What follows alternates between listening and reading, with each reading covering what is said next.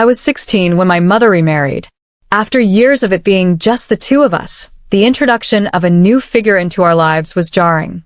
Mark, my stepfather, was a reserved man, often lost in his thoughts, and our interactions were limited to polite nods and brief conversations. The house felt different with him around, quieter, more structured, and, to me, less like home. Our relationship was strained, not due to any overt conflict, but because of the silent barriers we both maintained.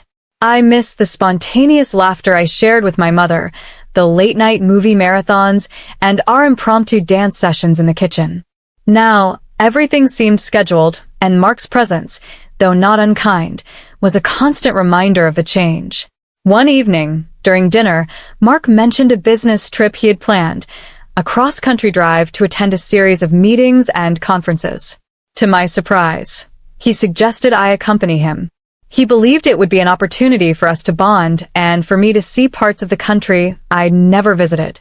My initial reaction was skepticism. Spending days in a car with someone I barely knew didn't sound appealing. However, after some persuasion from my mother and a hint of curiosity, I agreed. papagnipages.com. We set off early on a Monday morning. The car was packed with essentials, and Mark had meticulously planned our route, complete with hotel reservations and sightseeing spots. The first few hours were filled with silence, punctuated only by the occasional comment about traffic or the weather. I buried myself in my music, headphones on, eyes fixed on the passing scenery. As the miles rolled on, the initial awkwardness began to fade. Mark started sharing stories from his youth, tales of road trips with his college friends, misadventures, and lessons learned. His anecdotes were humorous, and I found myself laughing, genuinely enjoying his company.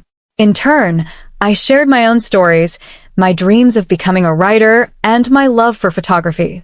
He listened intently, asking questions and offering insights. Our first major stop was a quaint town nestled in the mountains. We explored local shops, tasted regional delicacies, and even went on a hiking trail that offered breathtaking views. During our hike, I twisted my ankle. Mark immediately sprang into action, supporting me, ensuring I was comfortable, and even carrying me part of the way back.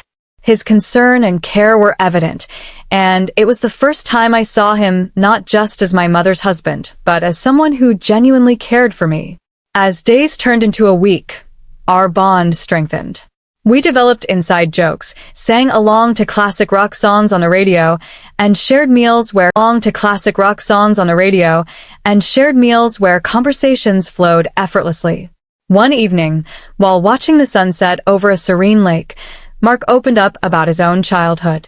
He spoke of his parents' divorce, the challenges of growing up in a blended family, and his fears about stepping into the role of a stepfather.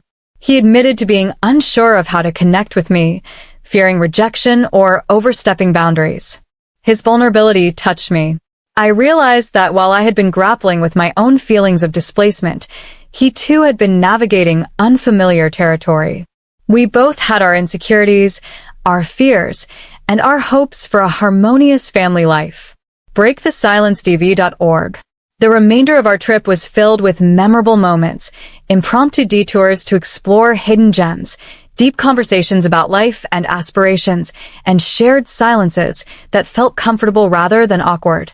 By the time we returned home, our relationship had transformed. The barriers had crumbled, replaced by mutual respect, understanding, and affection. Back home, our dynamic was noticeably different. We continued to share our interests, collaborated on projects, and supported each other's endeavors. Mark became not just a stepfather, but a mentor and a friend. Our road trip had been more than just a journey across states. It had been a journey towards building a meaningful relationship. Reflecting on that trip, I realized how pivotal it was in shaping our bond. It taught me the importance of open communication, empathy, and the willingness to step out of one's comfort zone. Most importantly, it showed me that relationships, no matter how strained, can evolve and flourish with time, effort, and understanding. As we continued our journey, the landscapes changed, and so did the rhythm of our conversations. The initial awkwardness had given way to a comfortable silence, punctuated by moments of shared laughter and introspection. One afternoon, while driving through a stretch of desert, Mark turned to me and said, "You know, I never imagined myself as a father figure, but being here with you, it feels right." His words hung in the air, and I felt a warmth in my chest. I replied, "I never thought I'd see you as more than just Mom's husband, but this trip, it's changed that."